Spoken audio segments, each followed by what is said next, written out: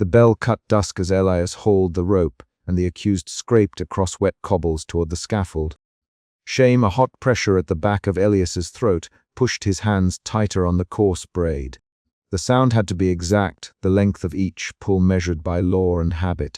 Villagers ran to the green in patched coats and clogs, breath fogging, while the bound man coughed on the curb, and the wooden cart wheels splintered a tired rhythm. Elias moved with the rope resting on his shoulder, fingers finding the familiar weave, and he felt the old command, the ritual duty that shaped his days, press against him like a remembered bruise. By the time the crowd had formed, Reeve Aldrich stood on the scaffold steps and unfolded a thin sheet of parchment.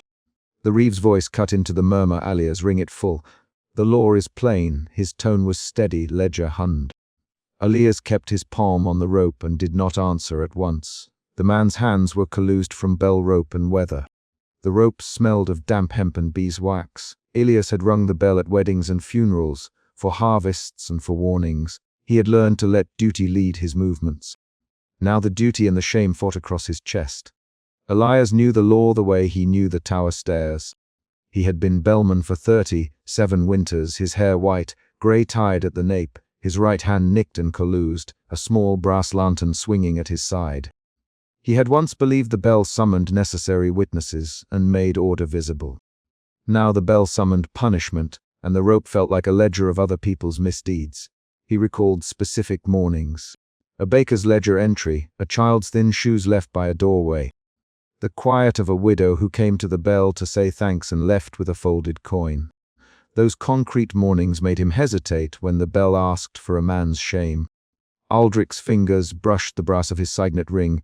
By manor practice, he said, reading the charge aloud. This man is found owing fines and must be set before the village. His voice kept the crowd in place. Reeve Aldrich, someone called from the rear, read it plain. We answer for order. The crowd answered with a low thrum of assent and a threat. Some faces held anger, others the blank look of people too used to following. Elias felt a shift under his ribs, duty tightening into determination, but doubt slipped in too, small and sharp. A woman pushed forward, her braid bobbing over one shoulder, a kerchief in hand. Marta, with soot on her temple and a wooden bead at her throat, parted bodies and stopped near the scaffold. She stared at the bound man and then at the ledger in Aldrich's hand. Stop, she said, voice small but firm. That is Thomas. Thomas from the cart road. He came to my door 3 weeks back for bread. Her breath was short. A murmur rose. Thomas coughed. He lifted his head enough for Marta to read the split lip and recognize a working scar. Marta, someone said you there. Marta's fingers twisted the kerchief. Her hands shook. She folded them as if trying to hold something fragile inside her own palm. Marta's recognition shifted the crowd's attention from the ritual to the man. The immediate problem became clear. The accused was not an anonymous offender but a neighbor with a child's shoes at his door. Aldrich's jaw tightened. Name, Marta. He asked, you say you know him. I know him, Marta answered. He borrowed for seed. I gave him bread when his boy was fevered. The words landed like stones. A few heads turned to the scaffold as if expecting the story to topple the ritual. Elias kept his hand on the rope, feeling the coarse fibers under his fingertips. Shame mixed with a new pressure, protective anger, when he heard Marta's voice. Elias stepped down from the tower base and found Aldrich waiting beneath the shadow of the eaves. The lantern between them threw a small circle of light. Elias's voice was low. Aldrich, there is a boy up the lane. Thomas as a child. We can spare him the worst. He did not use the word pity. He offered a fact, a child, a house, the soft sound of a child's breathing. Aldrich's fingers closed around his ledger. He opened it and showed Elias a column of entries. Fines assessed, marks for unpaid duties, a small stamped mark that indicated an official levy. Aldrich tapped the page. The ledger is clear. Borrowed and not paid. Manor costs increase. If fines are not enforced, others will refuse. He spoke with a Reeves rhythm, a measured cadence that tidy papers had taught him. Elias traced a sigh that came out like a small breath. Are we sure this debt belongs to Thomas or to the bailiff's Tolly? Aldrich's eyes narrowed. The scribes do their work. He closed the ledger with a decisive snap. He looked older than his years in that lamplight. Elias, our duty stands. The bell keeps custom and keeps the peace. You will ring. Elias swallowed. A young man from the crowd shoved forward and pointed at the ledger page. Wait. See that smudge, that stamp. I saw the bailiff take coin from Thomas's chest 2 weeks ago. He marked it the same way. The crowd stirred. Someone shouted the bailiff's name. A woman spat. Marta's mouth pressed into a line. She stepped closer to the scaffold and called, "Aldrich, look at your book." Aldrich folded his cloak and adjusted the seal pouch at his hip. "Who among you stands accusing the manor's officers? Step forward and say it plain." He raised his voice so it carried over heads and through the cold. Voices rose. Some cried for mercy, others for order. The reeve read the charge again, but the ledger's smudge had been seen, and that simple physical mark changed how people understood what had happened. Elias felt a shift inside him, certainty to doubt to cautious hope. He tightened his grip on the rope and let his fingers trace the frayed loop pattern, counting pulls in his head as if they could measure truth. Marta went silent and folded her hands so tightly at her waist that the knuckles paled. "Aldrich, names then. If you claim the bailiff took coin, name him." "We will have it recorded." A voice from the back called the bailiff's name. A man stepped forward, wiping his palms on his breeches. "I saw it," he said. "I saw the bailiff take a coin pouch. Thomas paid him, and the pouch came out lighter. I remember the pouch's stitch and that it had a blue thread." Aldrich's face hardened. "You with the pouch," he said. "You swear this?" The man put his hand on a length of broken fence and said, "I swear it by my mark." The crowd leaned in. Elias looked at Marta. Her eyes were green and set hard. "Marta," he said, naming her so the others could follow, "you saw Thomas with your own hands. Say what you saw." Marta folded her kerchief again and spoke in a voice that trembled and kept steady. "He came to my doorway on a rain night. He coughed and told me his boy had a fever. I gave him a bit of bread. He promised to return the coin after the harvest." Aldrich looked at the ledger, at the smudged mark. He lifted his pen and began to write as if the ink might lean the decision. The crowd shifted toward confrontation. A few men advanced, fingers clenched on sticks. Someone spat near the scaffold. Elias felt his palms start to sweat despite the night's chill. The choice tightened in his chest. He could ring the prescribed number and the law would be executed in full. He could slacken the rope and give the crowd room to seize the man down. Each option had consequence. Reeve Aldrich had duty in a ledger. Elias had his long service and a hand that knew how to spare a life. The sound of a child crying somewhere in the lane threaded into the square. Elias's breath shortened. Elias climbed the tower ladder slowly, each rung creaking beneath him. He himself to count the pulls as he rose, he himself to measure the law in breaths. The bell's clapper hung inside like a small iron tongue. He wrapped both hands around the rope and felt the weight of the coil. The crowd hushed as if listening for an order. Aldrich's voice below was firm. "Ring the sentence, Elias. The manor expects no less." Elias's knuckles whitened. He did not answer. Voices called up, both accusation and pleading. "Do it, Elias!" Someone said, "He owes what he owes!" Another voice nearer Marta said, "Spare him. Spare him for the child's sake." The back and forth sharpened into a quick exchange. Elias, the law. Aldrich snapped. Marta, his child. A woman returned. Elias. Another man urged, "You kept us safe."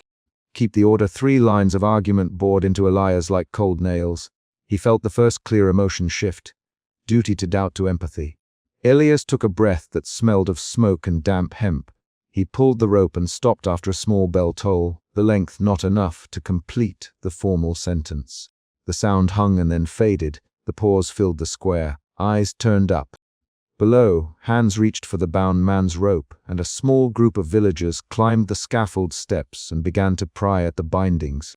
Marta moved forward with 2 others and pressed herself between the crowd and the accused. "Hold him down until morning," she said. Her jaw worked as she spoke. Thomas cuffed and looked at Marta with raw gratitude. Aldrich's mouth thinned. Aldrich reached up and called, "Elias, you have stalled the right. You cannot do that. The manor will note this. I write it down." He it quietly but with a formal fury that showed in the way his shoulder tightened.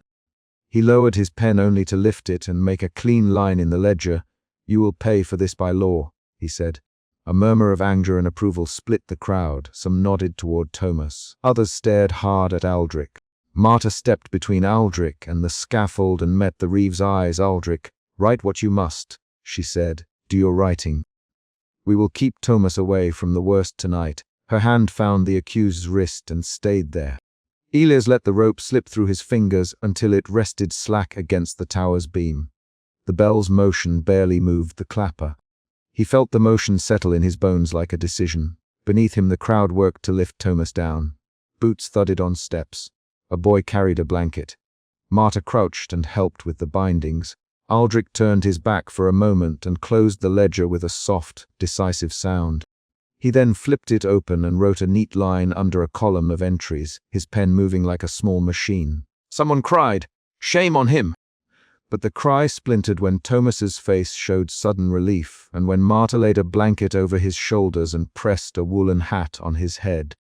The focal point of shame moved, from the accused to the practice itself. Villagers muttered about the bailiff and the ledger stamp. Elias climbed down and stood near Aldrich with his lantern held low. He did not meet the reeve's eyes. Aldrich, Elias, I could not ring it full. I could not. The boy, he stopped. His voice broke. He straightened his shoulders. Aldrich's pen paused. He looked at Elias and then at Marta. Elias, he said, voice flat, you knew the duty. You know what the manner requires. The ledger will note your choice. He tapped the brass of the signet ring. The words carried a concrete consequence. You will be called for an account in the morning. Expect the bailiff's visit. The reeve's mouth closed. He folded the ledger and tucked it under his arm like a thing that required no more speech. His fingers were ink, stained at the tips. Marta stayed near the accused and guided him away from the scaffold. She spoke little. Her actions showed her aim, shielding Thomas, telling him where to limp, where to find a straw bed. Elias watched her hands more than her face. Her fingers worked the blanket's edge and smoothed folds over a scar. He saw the exact place her thumb pressed to steady the knot. Those small movements fixed the night's meaning for him. Not a new law, not a sermon, but the physical acts that kept someone breathing. The crowd thinned as the immediate heat of the moment dropped. Some stayed to argue. Others muttered while they walked away.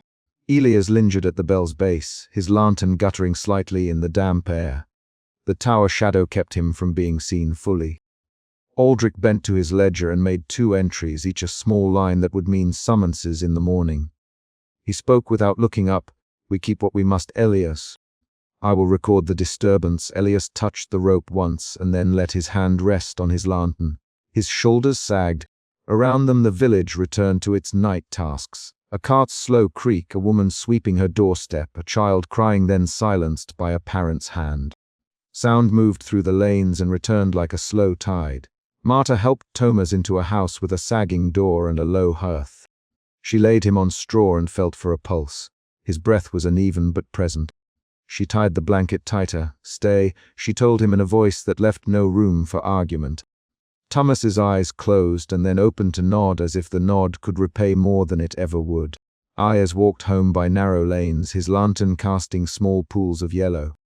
He paused at a low threshold and touched the rosary tied at his belt, feeling its warm wood beads.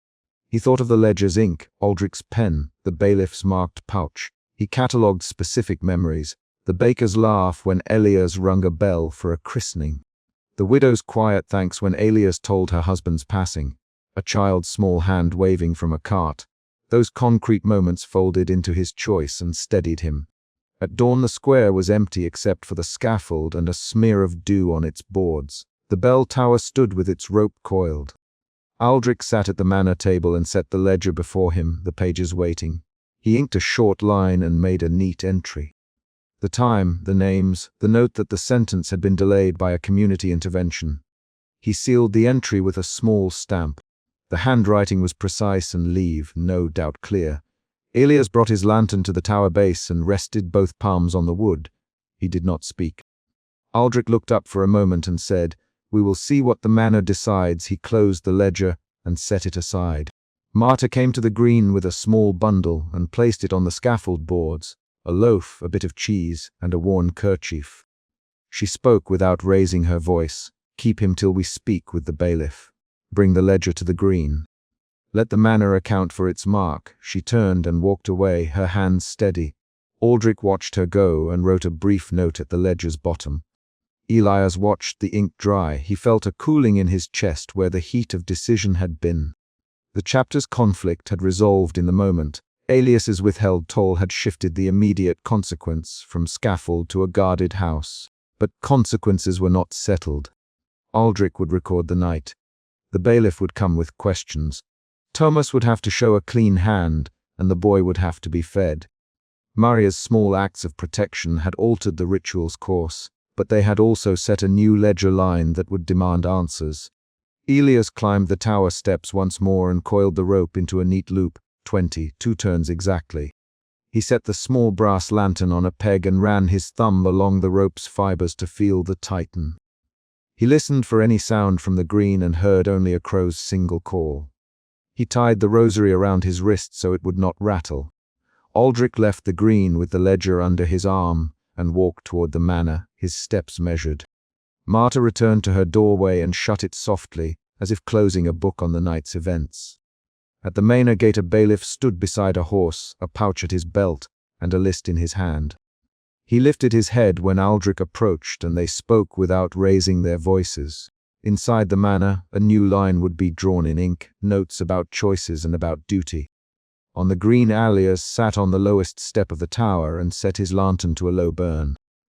He felt tired in the way that comes from a decision that changes nothing in law but changes the shape of a night's breath in a village. Marta walked once more past the tower before the sun rose fully and paused to look up at Elias. She did not call. Elias caught her eye, nodded, and she returned the nod with a small, tired smile. Thomas's door had a single light in the window now. Aldrich's ledger lay closed. The bell's rope rested where Elias had left it, coiled and patient. As the morning moved toward full light, Aldrich lifted his quill and wrote a single line into the ledger describing the night's disturbance and naming those involved. Elias stood, took up his lantern, and walked down the lane toward his small house. The decision heavy and precise in his pocket like a folded note that would have to be answered when the manor called him for account. A constable dragged a youth across the manor yard and Reeve Aldrich called, "Prepare the bell for noon." Doubt pushed at Elias the moment he heard the order. Doubt that this toll served justice rather than the Reeve's needs. Elias tightened his fingers on the coil of rope at his hip and moved before anyone could change their mind. The morning light fell flat on the stone like wet linen. Villagers were not yet at the green. Only a stable boy muttered as he passed pallets and bales, and the manor's dog slunk behind posts. Elias kept his steps short. He had rung for punishments once before at dusk. He remembered the scrape of a cart and the accused's boots on damp cobbles from the last time the bell cut twilight into shame. And that memory sat in his palms as he climbed. Reeve Aldrich stood beneath the eaves, ledger tucked under one arm, face measured. The constable pushed the accused youth forward until the boy knelt in the beaten mud. He stole grain from the common barn, the constable said. He took seeds meant for winter sowing. Aldrich did not look at Elias when he gave the order. Elias. The bell at noon. Make it long and clear, let the village answer. His voice was flat, the kind that closed questions. Elias swallowed and felt the doubt deepen into an ache behind his throat. He remembered the last toll from the memory lodged in his body, the bell that had cut dusk, the accused scraping across wet cobbles toward the scaffold. That evening had left him with a tightness in his chest and a pattern of timing in his hands. The law had its measures, and he had learned them by muscle. He had kept the ritual because the village kept its order by it, but now Aldrich's ledger pressed against the morning like a second skin. Elias read the gesture as insistence on resources, not mercy. He climbed the narrow steps to the tower with the rope coiled over his shoulder. The rope smelled of old hemp and smoke. A page boy's footsteps passed below. A cart creaked away. Elias paused on the ladder and laid his calloused palm along a frayed strand. The coarse fibers rasped against his glove. Doubt shifted into fear. If he refused now, what would Aldrich do to him or to the family of the accused? He could name the ledger's entries and risk everything, or he could follow the measured pulls that kept the crowd coming. He found Marta in the lane on his way down, a small shape under a damp hood. She stepped out and caught the coil in both hands. "Elias," she said quickly, voice tight. "Please." Her hands did not tremble much, but she spoke like someone trying to steady a child. Marta. Elias did not let his face change. He kept the rope over his shoulder, the coil heavy and familiar. "The boy is my godson," she said. He took a sack of grain, because his mother will not wake. He will starve otherwise. Tell Aldrich." She stopped and looked at Elias with green eyes that did not leave his face. Elias felt the doubt split. Marta pushed on old hurt in him. Her plea echoed the last dusk when villagers had watched a man led to shame. He did not answer immediately. He slid his gloved fingers over the rope and tested the weight in his hands. "Elias, please tell him." Marta again. He shook his head once. "I will do what the law requires." He heard how thin that sounded, how automatic. Marta placed her palm against his forearm. "You can make the toll brief. Draw it out for time, not for spectacle." "Elias, you know the measures." Her voice dropped to a whisper. "Spare him an hour where women might plead, where I might fetch a note to the reeve. Spare him any small thing you can." Her hand left a damp print on his sleeve. Elias watched her walk away with that soft urgency. He had not expected to find her here. Her presence tightened the sense of personal cost. At the base of the tower he met the constable again.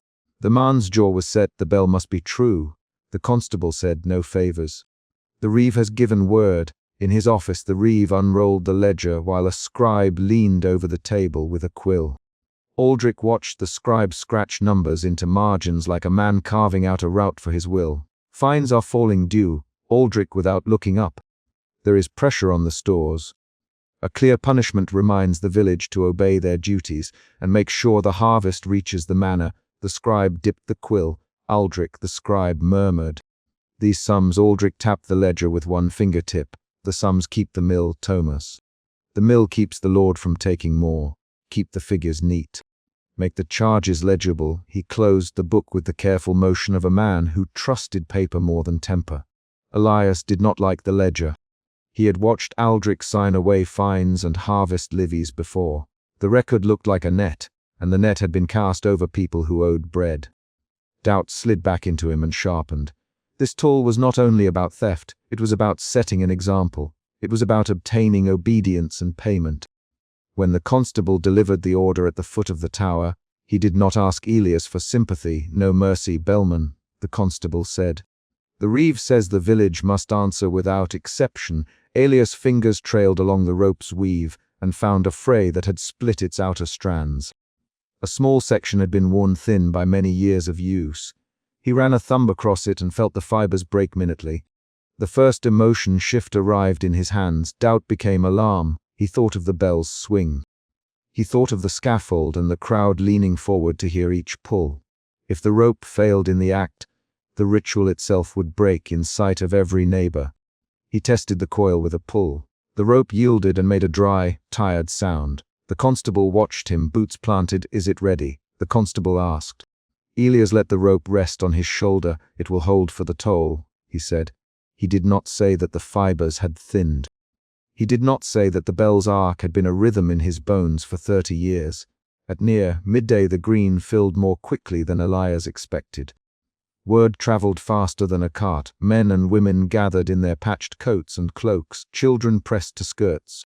Smoke rose thin from hearths and mingled with breath as the crowd closed around the scaffold. Elias climbed and watched their heads like dark stones below. Villagers exchanged whispers. He heard the stable boy mutter, "They say he took only a handful." He heard another woman say, "The reeve takes more quietly than a thief." Murmurs braided through the crowd and pulled people apart. Some remained fixed in place, faces hard with the habit of obedience. Others edged forward with the fresh possibility that the law could now be questioned. Marta arrived with a small bundle. She stood near the front and folded her hands so tight the knuckles paled. Her eyes sought Elias in the tower where he paused. He nodded once to let her know he had seen her. From the square, Aldrich stepped out and spoke with the measured calm he kept like armor. "People of the manor," he called, "the village must answer when laws are broken." His voice made the crowd still. He held up his hand and the constable pushed the accused forward. Marta cleared her throat and stepped out. "Reeve Aldrich," she called, voice steady at first, "you signed entries this winter. You took a measure of grain from those who could not spare it." Heads turned. Some villagers whispered. Aldrich's mouth tightened. "Marta, Aldrich, you speak before judgment." He kept his tone low but sharp. "No," Marta replied, "I speak as witness. The ledger is not a mystery to me. I carry a note from Widow Height. She says you took a peck when she could not pay the tithe. The crowd stirred. Elias watched the way murmurs shifted like a hand moving over a surface. Murmurs sharpened into talk. Aldrich stepped down from the platform and squared himself toward Marta. You accuse me before court.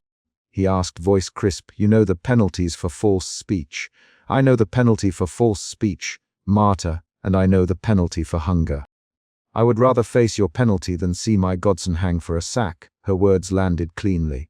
A handful of villagers leaned toward her. Some averted their eyes. The second emotion shift arrived in Elias. Alarm curdled into indignation. Marta's accusation had made motive visible. The ritual had been presented as neutral law. Now someone had put a finger on a ledger. The crowd divided along small lines. A few barked that theft deserved punishment. Others said that men in office who took grain deserved scrutiny. There was a cluster near the scaffold where a sober farmer named Joran pushed forward and asked the constable, "Is this about grain or about a ledger?" The constable answered, "Both sometimes. Joran, this is about order. Stand back." His hand rested near his belt. Arik, Reeve Aldrich, looked like a man who had planned his moves well. But he did not expect Marta to stand in the square and call out the ledger. He had to decide quickly how to reassert control. There was a quick, heated exchange between him and Marta that became the chapter's small confrontation. "Marta, you stepped down. Aldrich, this is not your place." "My place is the same as yours when the village goes hungry," Marta snapped. "You are counted here as keeper of law, Aldrich. You cannot both tax us and punish us without answer." Her voice caught on the last word and then steadied. Aldrich's face tightened. "Elias," he said, turning, "ring the bell. Let the village witness the consequence." His finger jabbed toward the rope. Elias hesitated and felt the rope's frayed strand bite into his palm. He did not reach immediately. The constable moved like a man trained to close gaps. "Do it now," the constable ordered. Elias set his stance. He wrapped his gloved hand around the rope. He imagined the bell's weight dropping into the hollow of his shoulder. He thought of the measures for the toll, the timing, the space between pulls, the way a precise cadence kept people from panic. He pulled once, twice, and the bell answered with a full, round sound. The crowd bowed their heads and leaned in to measure the ritual. Then Aldrich stepped forward and struck the rope with the heel of his hand. "Pull harder," he said. "Make them feel it." A constable lunged for the coil and tried to seize it.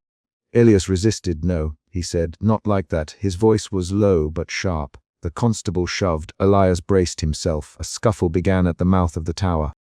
Hands grabbing at the coarse braid, boots scrambling for leverage. The frayed strand caught and tore. Hemp snapped with a dry sound like a struck plank. For an instant the bell swung wild and heavy, and the bell's clapper struck the rim with a sound that did not follow the measured pattern Elias had been taught.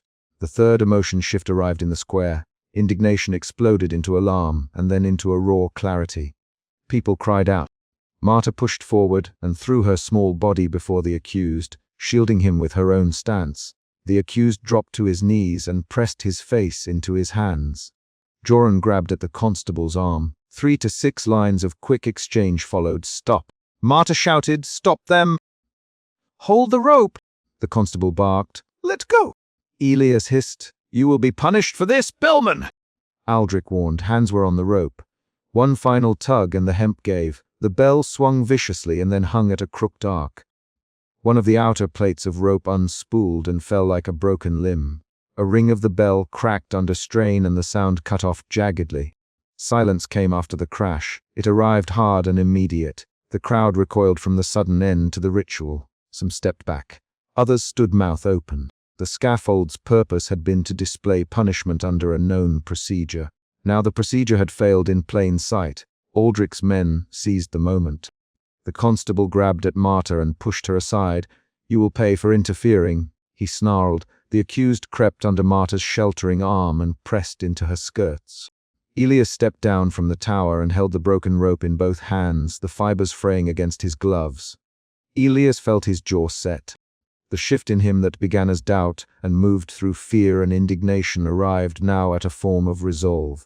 He did not reach for the ledger yet.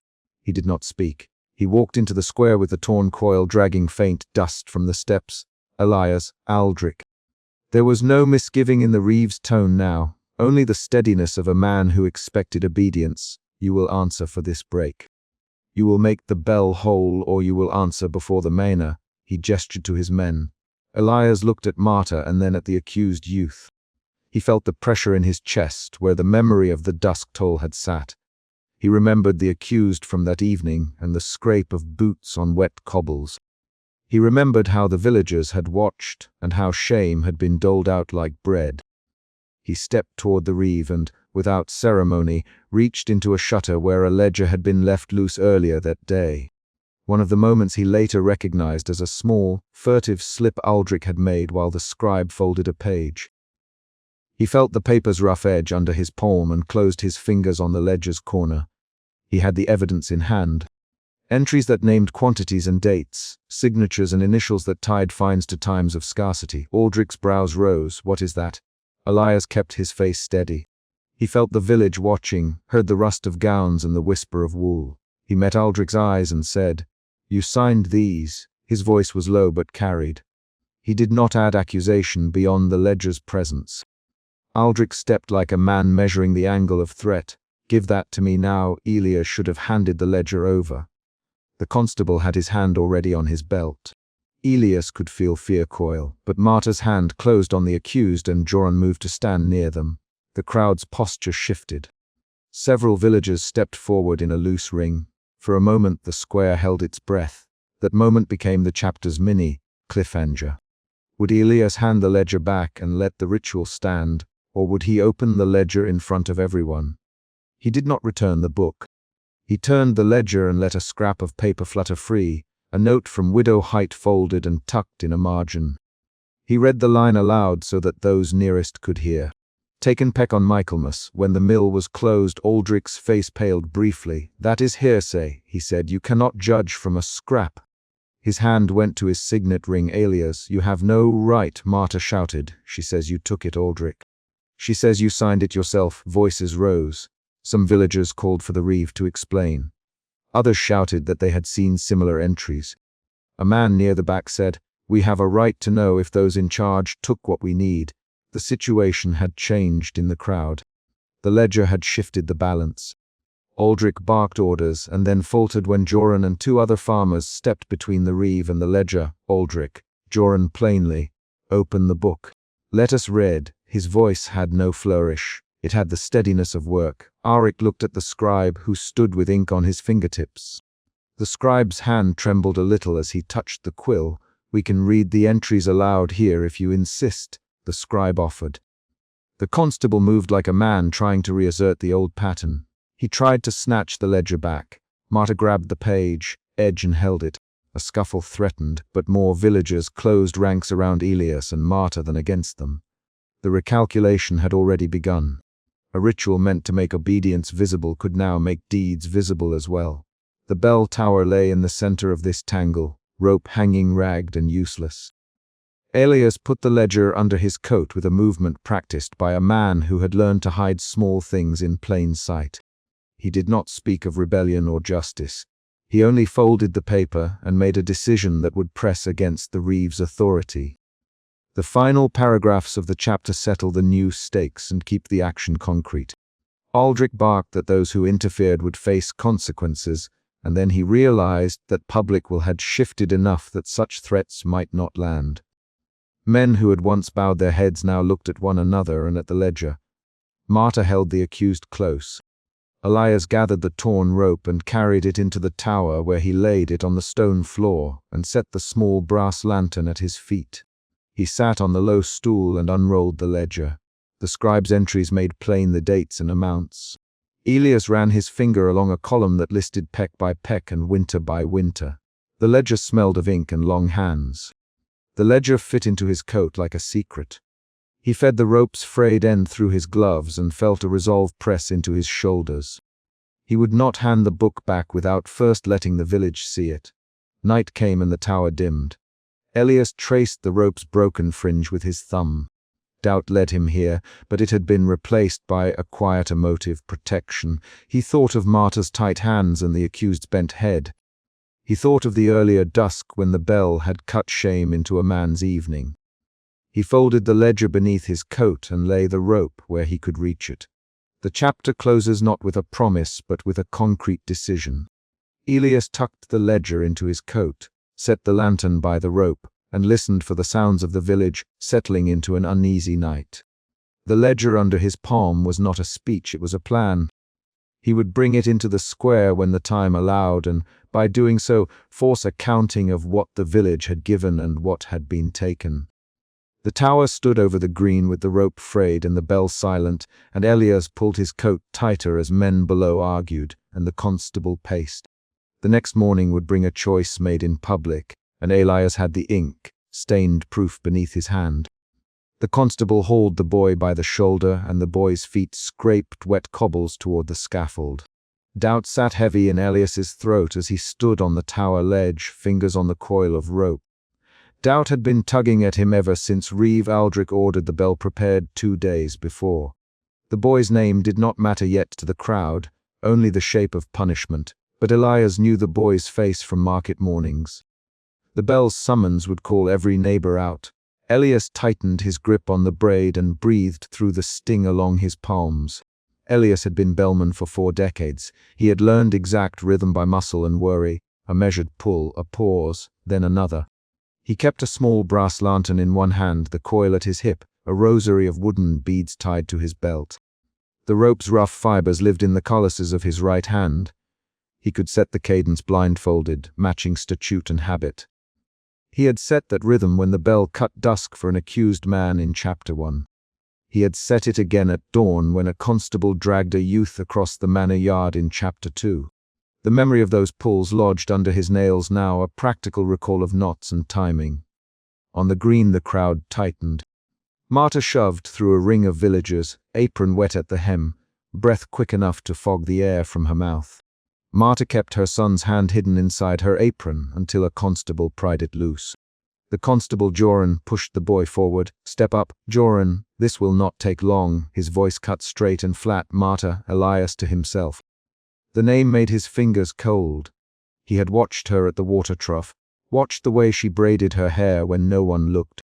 He had tied the bell rope at noon while she passed by with loaves. He had kept distance and small kindnesses. Now her son stood before the scaffold. Reeve Aldrich stepped from the shadow of the manor steps and walked up to the base of the tower. He looked at Elias with steady hazel eyes. "Elias, Aldrich, prepare the bell. Follow the law." His voice was low. He tapped his ring twice on his thumb without hurry. Elias felt the first shift of feeling as a tightening in his stomach, doubt tilting toward fear. He had felt Aldrich's thinly veiled warnings before. He pictured the ledger in Aldrich's satchel and the wax, sealed papers that named offenses and fines. The emotional motion pushed Elias into movement. He climbed the narrow wooden stairs to the bell chamber while Reeve Aldrich followed, boots quiet on the worn planks. Inside the tower, the lantern threw a narrow pool of light across rope and beam. Elias kept his back to the bell and let his fingertips trace the braid. "You know the ordinance, Aldrich." He folded his cloak, the oatmeal fabric making a soft scrape. "Order matters here. The manor will not bend to rumor." Elias answered with one slow, flat sentence. "I know the law, Reeve Aldrich." His voice was thin and steady. He kept his hands where the rope joined the iron ring. Aldrich moved closer and, in a voice that dropped to a cautious level, said, "A ragged bell will invite trouble. A bell that does not sound when ordered invites worse. Do you want the village without rules, Elias?" Elias's fingers tightened on the rope. He thought of mornings when he read the names carved into pew ends and of the boy's small shoes in the market. Doubt changed again, becoming calculation. He measured consequences. If he failed the bell, Aldrich could claim disorder and call men to arms. If he rang on, a boy might face punishment. Elias had learned through practice to name motions instead of feelings. He set his jaw and said, "I will follow the ordinance unless I see cause otherwise." Aldrich's jaw shifted. He left without another word, but not without warning. "You know where you stand," he said at the door. When Elias stepped onto the tower mouth, the square had filled with faces. Lantern light cut across smoke from cooking fires. People leaned from doorways. Someone held a child by the shoulder to keep them from pushing forward. Marta tried to kneel, but a constable blocked her way with the flat of his hand. Marta's voice came sharp enough to carry. "Please, Aldrich," she said. She reached out. "Aldrich, he is only a boy." Aldrich raised his hand to stop her. "Marta, we will hear the case." "Step back." He did not shout.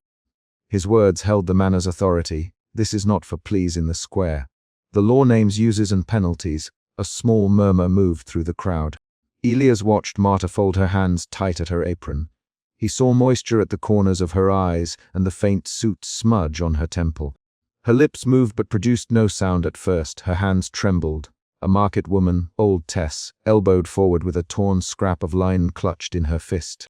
She leaned to the constable and tapped the scrap against the boy's arm. "This matches the wound from my stall, Tess." He was binding a sack when the loaves went missing. The constable took the boy under cover and the loaf was found near his cart.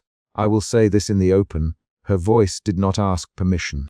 Constable Joran's face pinched. "Tess, keep to your place," he said. "Step away." Tess straightened her back. "No. I am a witness. I saw the sack torn. I saw the cloth fall. I saw the man lift the loaf. Ask the baker if you doubt me. Ask anyone." She thrust the linen forward. The scrap had dark flour smears and a faint cross, stitch that Tess had sewn years ago. Murmurs swelled into questions. Some villagers turned to Marta and others stared at Joran.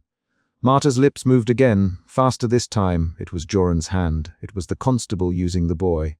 He forced him into the yard and left the bread where he wanted to say he found it. Marta's sentences came clipped and raw. "Joran, you know this.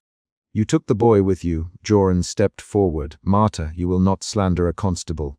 My duty is clear." He reached for the boy's sleeve to steady him. His motion looked like a claim of control. Aldrich held up a parchment and read out a dry line of law about theft and communal witnessing order. He said, "We will follow the code. If Tess wishes to press her witness, she may present it. But the bell will call the proceedings." "Elias, prepare the bell." Elias swallowed. The bad taste of iron and smoke filled his mouth. The crowd's faces were small shapes at the rim of the lantern light. Farmers, a tinker, two seamstresses, a boy who had once run with Marta's son at the wheat carts. Some looked like they had already decided.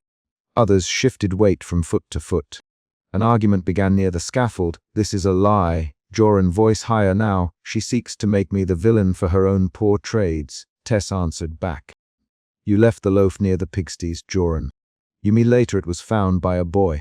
You know the truth." Lines of dialogue burst into a short, heated exchange. "Joran, Aldrich, stand down." "You stand down." Aldrich. Joran shot. "This village needs order. I won't let a constable lie in my manor yard." Tess fired. "Ask the baker. He will tell you who carried the loaf." The crowd leaned in. Elias felt the second emotion shift. Fear made his hands jitter a fraction. Then resolve tightened his shoulders.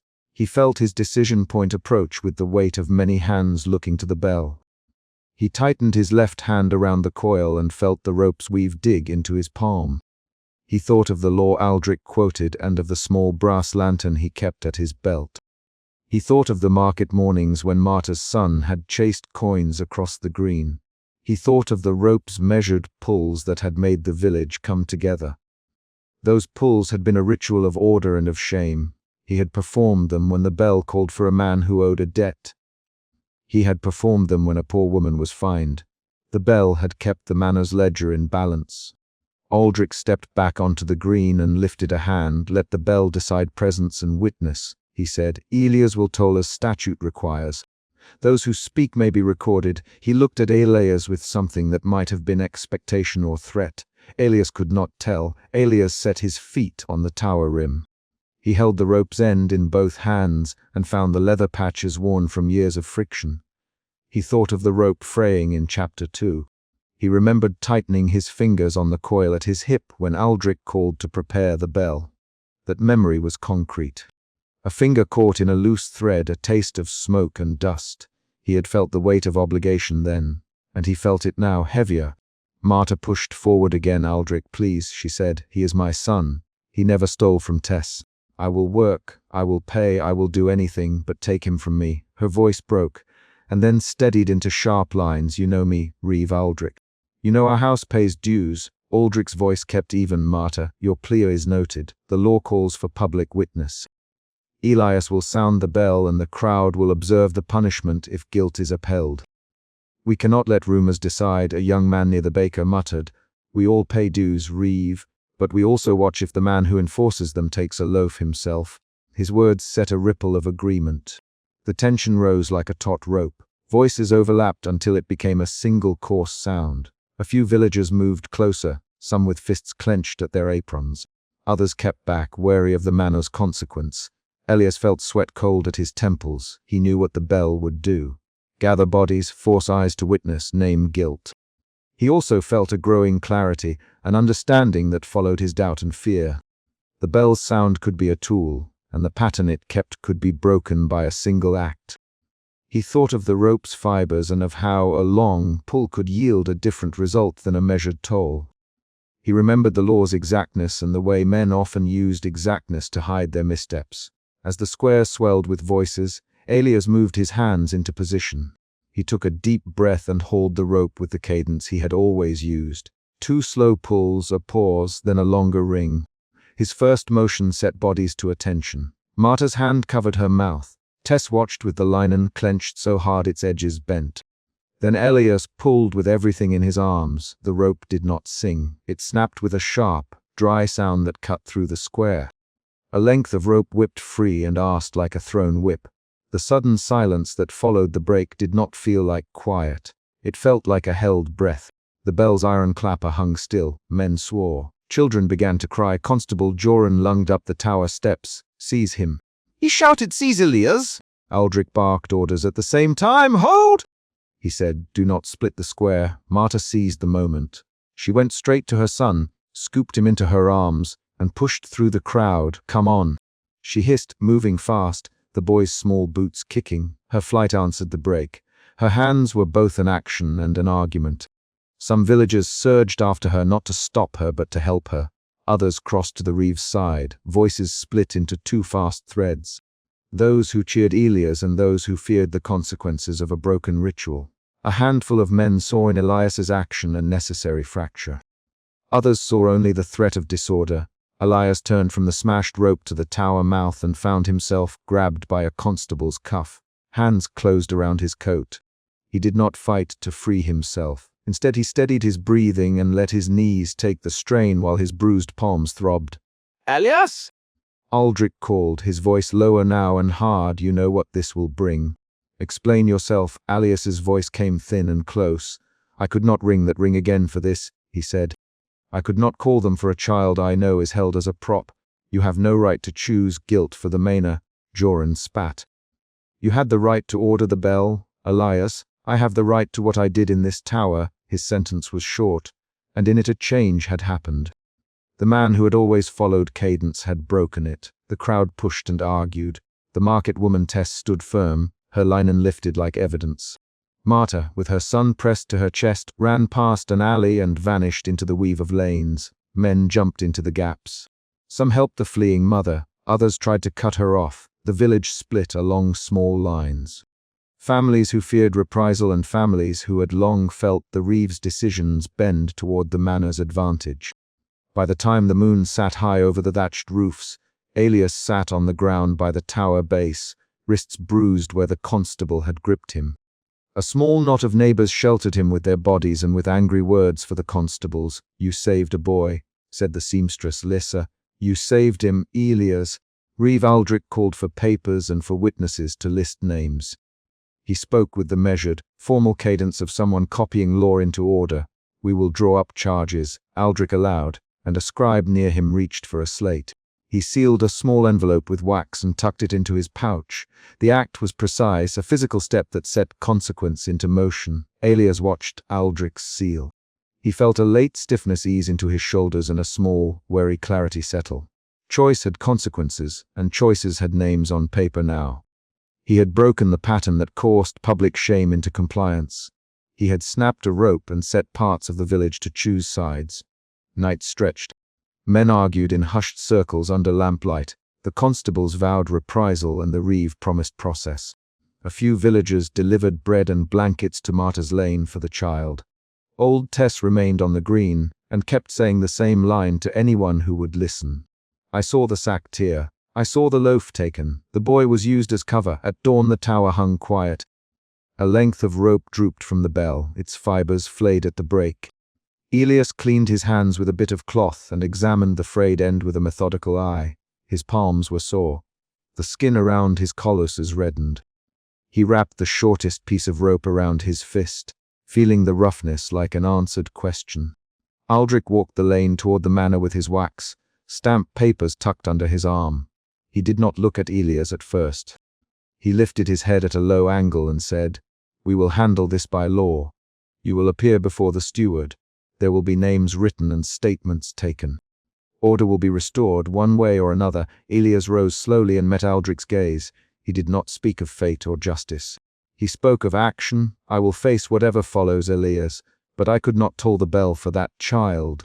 Aldrich folded his cloak and touched the signet ring at his finger. He walked away toward the manor steps, the envelope secure in his pouch. The village held the echo of the night. A rope broken, a mother run, a reeve with papers, a bell silent. The chapter closed on that concrete image. Dawn light hit the frayed rope and a small fly circled the brass lantern on the tower floor. Martyr's Lane held the sound of quiet footsteps and the boy's soft breathing under his mother's chin. Reeve Aldrich paused to speak with a scribe who produced a fresh sheet. Elias watched them place his name beneath a line of writing. The ink dried in a tidy mark. The village had fractured, orders were set, and the next legal move would come with a seal and a hand that would press it into wax. Marta slammed her palm against the table and tore the folded summons from Reeve Aldrich's fingers before anyone could stop her. Doubt tightened Elias's chest even as the words cut the hall. "You cannot send him now, Aldrich." The word doubt appears in Elias's mind and pushes his hands flat against the bell tower rail later. It has been growing since the constable dragged a youth across the manor yard 2 days before. The summons named the same offense. The summons named the same scaffold. In the hall, Marta unfolded the paper and bared a small token beneath it, the token pressed between her thumb and forefinger like proof. Reeve Aldrich rose. He set the ledger down with a measured hand and met Marta's eyes. "Marta, Aldrich," his voice low, "you do not know the whole page." He tapped the ledger with a finger that still smelled of ink and beeswax. "The manor calls for order. The law is plain order. Marta, order does not weigh a mother's hand the same as a magistrate's pen." She pushed the paper so the room could see the embossed seal and the smear of wet wax at the corner. "Elias, you heard them speak of the boy on the yard. You heard how tight the rope was last week. You heard the constable, Elias, in the bell tower, felt the summons before he saw it. A runner's boots thudded the lane like a drum. A shout cut the morning. He left his coil of rope on the hook and moved down the stone steps with slow care. Doubt had been tugging at him since Aldrich's order to prepare the bell for noon. The doubt shifted in him now toward a colder sense of urgency. He moved faster. Outside, the messenger pushed through a crowd gathered near the manor gate.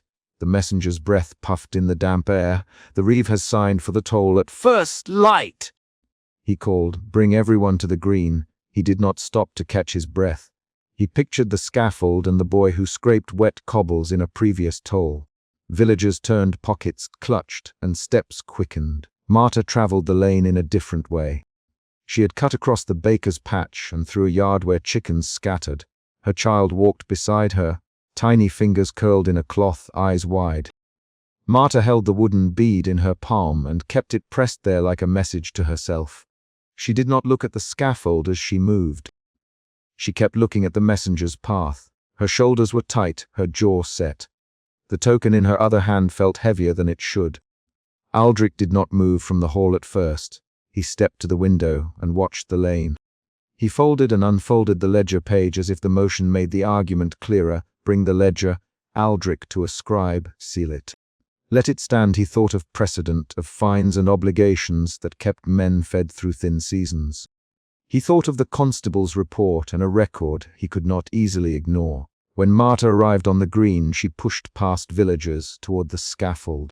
She set the token down near the scaffold's base with deliberate fingers. The token was a length of thread and a child-stitched initial, clear, home. Made proof that the accused had been under her roof the day the Reeves' claim said otherwise. Villagers leaned in. A murmur went through the ring of watchers. Some muttered that a mother's token could be forged. Others leaned closer, looking at the token and at Marta's face. Elias climbed the narrow steps into the bell chamber and closed the trap door behind him. He checked the coil with fingers that knew every fray and knot. His right hand, thick with colaces, weighted on the rope. Doubt shifted now into a steady heat against his ribs. He rubbed his thumb along the rope's weave and remembered the boy dragged across wet cobbles. Remembered the constable's fingers on the boy's collar. The memory was concrete. The boy's shoes leaving wet streaks, his shirt torn at one sleeve, the constable breathing hard. Elias had timed his pulls before, counted them to law. He imagined changing that count. On the green, a villager reached for Aldrich's ledger as Aldrich finally arrived and set the sealed page on a bench. "Let us see the writ," a woman demanded. "Let us see what the manor says." Aldrich drew back the seal with a thumb and smoothed the paper as if smoothing would press meaning into it. He read aloud, "For the peace, the accused shall be presented and judged according to custom." He lifted his head. "This is not for private temper. This is the law." His voice carried across the green. "Aldrich, Marta, you wrote this yourself last month, did you not?" She reached for the ledger with both hands. "Who put these words in the margin? Whose hand smudged the ink?" Her fingers found a corner scraped with an extra mark. A villager, Thomas, grabbed the page and pulled. He found a trimmed line in the ledger's margin, an addition that changed the date of the event. He held it up so the sun hit the smear. Several faces leaned in and a new sound rose. Surprise, then anger. Aldrich's jaw tightened. "Thomas," he said, "set the page down." He straightened his cloak and touched his signet ring. "You will not tear the manor's record before witnesses." The words with a steady tone meant to close the room like a door. "Aldrich," Marta retorted. "You signed the order 2 days after the constable brought a youth across the yard. The ledger says the debt is new. The margin shows your hand, and this correction was not here at dawn." Her voice shook once, then steadied. "Who benefits by adding a date?" 3 villagers started speaking at once. "Aldrich benefits. Thomas, Aldrich wrote it to fit the season of a fine. Aldrich, you made men go hungry over old fines." A woman added, "Aldrich, we remember the boy on the yard," someone else called. Sound rose into a clamor and then snapped with the arrival of the constable, who tried to step forward and seize Marta. "Hands off, Marta," planting herself between the constable and the token. She spread her arms. "You will not take him today." Her child began to cry. Someone moved to cover the child's ears. The constable said, "Marta, step back." "You cannot interfere." He moved to grab her sleeve. Elias heard the cry from the tower. The rope was beneath his fingertips. He had spent nights listening to the bell's memory. How a certain pattern of pulls made the crowd fall into a hush, and how a longer toll made men hold each other's eyes. He thought of the boy's scraped shoes and felt the coil under his palm. Doubt drained into resolve. He climbed down with deliberate slowness and stepped through the tower's door into the dawn light. Villagers saw him and fell silent as he moved toward the scaffold. He did not hurry. He held the rope in his hand like something heavy and alive. Marta looked up at him with a face that asked a question without words. "Elias," she said, "if you do nothing, the ledger will stand. If you ring as Aldrich commands, that boy will be called." Elias answered with a single motion. He let his fingers trace the rope once. His actions carried an emotion shift from doubt to resolve. He climbed the ladder and turned his back to the green. He tied a small extra knot into the rope's end, then another below it, careful to space them so the bell's swing would be different when he pulled. He slowed his breathing. He thought of the frayed rope from the earlier tolls and how the sound cut through the crowd. Back on the green, the ledger changed hands again. Thomas pointed to the margin. "See this correction. Someone added it after the boy was taken. Someone changed when the debt was said to be due." Voices rose in a quick exchange. "Aldrich, is this your hand?" Thomas demanded. "Aldrich, answer!" The Reeve's face tightened. He reached for the ledger and found his seal. "This is false accusation," he said. "You call my office into question." He moved to the constable and whispered a command. A villager shoved between Aldrich and the bench. "You can't hide words, Aldrich," the villager said. "You can't take the page and make us blind to the changes." Hands reached for the paper. The constable tried to pry it away. A scuffle began at the bench. The sound of knuckles on wood echoed. Someone shouted, "Stop! Stop!" And then a sudden hush as Elias began to pull.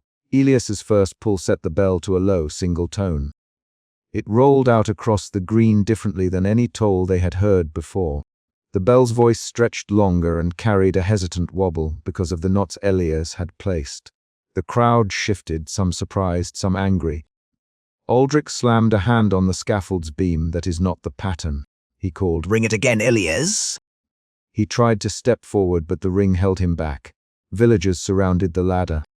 Elias pulled a second time, and the bell made a sequence that had an extra, softer beat in the middle. The sound broke the expected cadence. It held a second of curious silence afterward. In that silence, two changes happened at once. Marta's voice rose to call the child's name, and Thomas cried out. Hear how it lingers. He stopped the usual count. A dozen faces turned to the reeve for instruction, and then back to Elias, searching for meaning. Aldrich moved toward the ladder with the ledger tucked under his arm. "Elias," he said, "you were given strict form. Pull as law dictates. Pull true." His tone snapped between command and pleading. The constable stepped up behind him, hand on his wrist. "Do as you were taught, Elias," the constable said. "Do not twist the bell for a crowd." Elias's hands trembled only once. He felt doubt rise, then fall into something harder. Decision. He pulled the rope with his whole body and let the bell strike a pattern that broke the ritual sequence entirely. The bell's voice flared and then stuttered. It cried out longer and then dropped, a sound that suggested not only a call to witness, but a call to pause. The villagers took it as a signal to act. At the scaffold base, men rushed. Some went straight to the constable and tried to seize the accused. Others moved to form a shield around Marta and the token. Voices piled up. "Hold him!" "Let her speak!" "Aldrich, this is your doing!" Rapid back and forth followed, 3 to 6 lines of sharp exchange as men argued over who held the right to carry out punishment. Thomas accused Aldrich of forging margins. Aldrich accused Thomas of inciting unrest. The constable barked for order. The words were short and urgent, and they collided. One villager, brandishing a length of rope as a demonstration of how frayed it had become, stepped between the constable and Marta. "This rope has been pulled too tight for too long," he said. "We will not let a ledger's ink decide a life." The constable pushed him aside. Fingers grabbed sleeves. A scuffle started near the scaffold and someone shoved a man to the ground. Then a sudden sound. Marta's child began to cry aloud in the chaos. The child's cry cut through the argument like a blade. The cry shifted the crowd's tempo. Hands that had been raised fell. A woman who had been near the front pressed a cloth to the child's mouth, and a hush spread as faces turned inward. For a moment, no one moved to strike. Aldrich stepped to the token and lifted it. His fingers brushed Marta's hand. He looked at the stitched initial and at the child's face. His voice changed in a way those who knew him recognized. "Marta," he said, quietly, "if this token proves the accused's presence at your home, I will not force a man to hang by false measure. Show me the day who saw him with you." He did not say the words of punishment. He for names and facts instead. Marta named 3 neighbors who had seen the accused that day. She named the baker who had sold him bread, and the woman by the well who had seen him mend a fence. She spoke with short lines. "Elias," she said, "you know the boy, you heard the constable. You heard his shoes scrape the yard. He was under my roof, and he did not step out to cause harm." Her voice was steady, not pleading. She gave names with clarity. The villagers called those witnesses forward. One by one they stepped into the ring and spoke brief statements. "He was in Marta's yard at dusk," the baker said. "He mended my gate at dawn," said the woman from the well. The constable squinted at them and frowned. The ledger lay on the bench, open to the page, and the correction in the margin did not match the witness's memories. Aldrich folded his hands over the page and exhaled. He held the sealed leaf between his fingers and reversed a motion he had made earlier that morning. A twist in his plan appeared in full sight. The marginal correction had been added with shaky ink by a clerk who had been paid to expedite fines. The clerk, it turned out, owed a favor to a man who wanted to curry the reeve's goodwill. That reveal shifted the crowd's understanding. Faces which had held anger now held something like stunned recalculation. Emotion shifted in Elias again. From resolve to a quick shock as he realized the ledger's manipulation implicated not only the clerk, but also Aldrich's reliance on such measures to keep the manor's coffers whole. Elias felt his hands cold on the rope. He thought of how many times he had hauled the rope because someone in power had asked it, and of the boy who had scraped cobbles in the rain. He understood that his single pull could not set every wrong right, but it could force a pause. The constable moved to restrain Marta as accusations doubled back and forth. Hands grabbed sleeves, a scuffle near the bench broke into shoves. Aldrich called for calm and then for the constable to take the accused for questioning rather than immediate punishment. The constable grumbled but complied, taking the youth to the manor under guard rather than to the scaffold. That small decision cut the ritual short. The assembly began to thin but with a different tenor.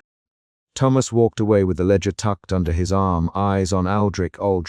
Thomas, loud enough for those still near to hear, a ledger can be altered by any hand. We will no longer bow to paper where men lie. He did not raise his voice to a scream. He folded the statement into action and left with witnesses gathered around him.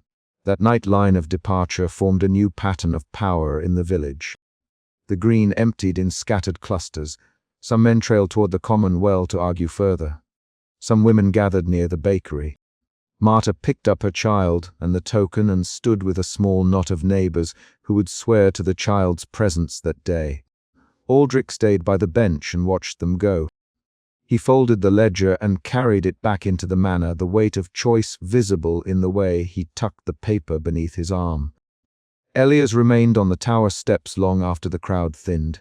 He sat on the cold stone and let the rope coil fall across his knees.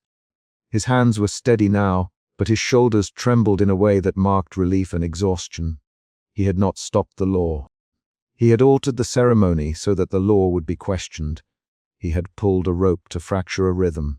He thought of the boy on the yard again, of the scraped shoes and the torn shirt, and felt something like mercy rise not as a slogan but as a small physical act. He rose and climbed down to the green where Marta still stood. He set his lantern on the scaffold's base and knocked his knuckles once on the wood to draw her attention. Elias, Marta, looking up.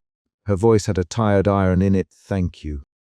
The ledger will do now what the bell did not. She folded the token and placed it in her apron. There will be questioning at the manor. They will test the clerk and the constable. I do not know whether justice will come, but we have bought time. Elias nodded. He had an emotion shift from shock to a quiet sorrow. He did not speak of guilt. He set his lantern down and unwrapped a small coil of repaired rope he carried on his belt. He handed it to Marta as a token, not of victory, but because a rope could bind hands or lift a bucket. It could be used to fix a cart as easily as to punish. Marta took it without words and tied it to her child's little wrist like a game. Aldrich retreated to his office and sat before the ledger. He opened it as if opening a wound. He touched the correction and rubbed at the ink with a damp rag until the margin blurred. He called for the clerk and the constable. He summoned witnesses. He made choices that would be recorded. He would not call for the scaffold immediately. He would call for questioning and for the manor court to review the ledger's entries. His decisions were small, bureaucratic acts, but they carried consequence. He had to accept that his authority had been eroded by his own methods. Outside, the scaffold stood half, empty, and the bell rope hung with a new knot visible to any who looked. The village had split, not into violent factions, but into people who would no longer let ink alone determine a life. That shift would matter in years to come because it altered what people trusted. They would now ask neighbors and names, not just paper. The constable walked the lanes, gathering glances and holding the accused in the manor's small custody. He little. When Thomas passed him, Thomas, we will watch your ledger, constable. The constable only nodded and kept his face set. He had been the instrument of past pulls and now he was an uncertain man. Elias climbed the tower once more before the morning melted into full day. He sat on the ledge and wound the rope back into a neat coil. He listened to the distant sound of men repairing fences and to a child learning a new lullaby near a hearth. He counted the pulls he might make in future, but he kept it to himself. His choice had been made, and the pattern altered. Aldrich would call witnesses and the manor court would gather evidence. The clerk would be questioned. The constable might lose standing. The boy who had scraped across wet cobbles would be brought for testimony rather than a public punishment. The ledger would be examined and margins compared. None of this resolved everything, It began a process that would not end that morning. Marta left with her child clasped to her chest. She held the wooden bead and the rope's extra knot at her wrist. She walked past the scaffold and did not look back until she reached the street, where the baker's shop let warm steam out into the pale day. She paused and gave the child a crust of bread. She gave a short laugh that was more a release than joy. At the manor door, Aldrich paused and called to Elias. "Elias," he said, "come here. I need to speak with you about the bell." His voice was measured. Elias stepped down, lantern in hand, and crossed the square. Aldrich did not place the ledger into Elias's hands. He placed instead a small sealed note, a formal instruction to refine how the bell should be rung and a request that Elias keep to custom. Then he added a line. He would summon the village to sit in council in a week's time to settle the ledger's dispute. Aldrich met Elias's eyes. "Elias," he said, "I did not foresee how this ledger would complicate things. I owe you an explanation. I will bring the clerk. I will bring the constable. We will speak openly in 7 days." His tone carried a reluctant concession. Elias looked at the note and then at Aldrich. He felt no triumph. He felt a slow, dull weariness and an aftertaste of something like relief. He nodded and said, "Aldrich, make sure witnesses are present. Make sure the paper is read aloud." Aldrich answered, "I will, Elias. I will bring the paper and the witnesses. If we must change how discipline is carried out, we will do it here with names and voices." His voice was not a promise of immediate reform. It was a promise of procedure. Elias climbed back into the bell tower as the sun finally cleared the thatch roofs. He wound the rope and set the coil in its place. He paused with one hand on the rope and let the morning sound come to him. The baker's bell, the clink of pails, the murmur of voices. The green had emptied, the scaffold remained, and justice had been deferred for questions. He tied the extra knots into a small bundle and tucked them into the pocket of his coat. He touched the thin scar over his left eyebrow and let his shoulders loosen. The last toll had fractured the habit. The cost had been a shaken village and a reeve who would now answer questions. The cost had been the constable's uneasy hands and Martha's fear that a court might not find mercy. Elias sat until the bell tower grew warm from the sun. Below him, people resumed their work with an altered rhythm. They fixed fences, they tended to animals, they baked bread. The village would not forget the morning when a knot in a rope changed a bell's voice. It would shape how they met ledger and ink in the future. When he stepped down at last, he set the lantern on the tower sill and called Marta by name in a low voice. She came. He pressed the coil of repaired rope into her palm. "Keep this for your child," he said. "If we must hang on to things, let them be strings that pull a cart, not ones that pull a man." Marta nodded and tied it to her child's wrist. Aldrich, in his office, sealed the ledger in a cloth and wrote a note to the manor court. He would send runners and call witnesses. He would stand in a room and answer questions about margins and favors. He would feel the weight of ink under his thumb for nights to come. The last paragraph is not a judgment, but a scene of work and of small, concrete actions. Elias shut the tower trapdoor and rested his palm on the coil of rope. He watched a constable and a clerk step toward the manor gate together, a strange pair now bound by duty and by the ledger's stain. He heard Marta's child laugh once, high and brief, as if deciding something new. Elias tightened his grip on the rope, set the lantern upon the sill, and descended the tower to walk with the village into the morning's tasks.